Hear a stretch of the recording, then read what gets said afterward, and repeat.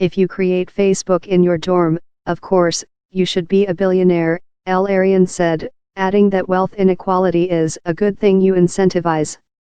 We're going to risk a major alienation and marginalization of part of our country, which is a real problem, he said.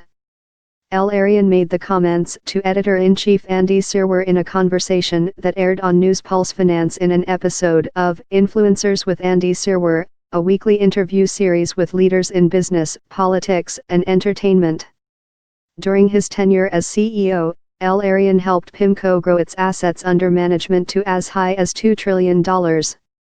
At the same time, he led a team of advisors who instructed President Barack Obama on global development. Before that, he took charge of the billions in Harvard University's endowment and worked as deputy director at the International Monetary Fund.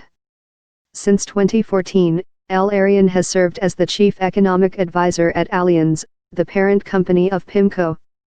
This country can actually tolerate an inequality of income and wealth, El-Erian said. When it becomes a trifecta of income, wealth, and opportunity, that's a real problem.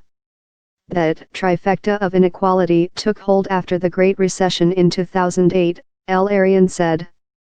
He urged the country to put forward an infrastructure overhaul and redistributive fiscal policies to reverse the trend.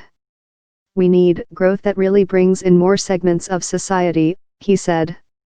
In January, at an event celebrating Martin Luther King Jr. Day, Ocasio-Cortez said it's wrong that billionaires can live in a country alongside parts of Alabama where people are still getting ringworm because they don't have access to public health.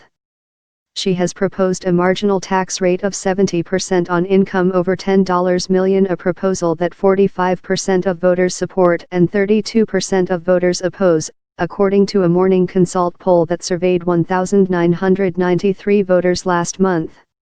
A proposed 2% wealth tax on households that exceed $50 million, put forward by Massachusetts Senator and presidential candidate Elizabeth Warren, outperformed the Ocasio-Cortez proposal in the same poll. 61% of voters favored the Warren proposal, including 50% of Republicans. Andy Serwer is editor-in-chief of News Pulse Finance. Why Facebook, Google, and Twitter don't want to be media companies. How Donald Trump strengthened the New York Times and grew a Mexican billionaire's fortune. Crypto investors should have been thinking long-term, says Reddit co-founder and Coinbase backer Alexis Ohanian.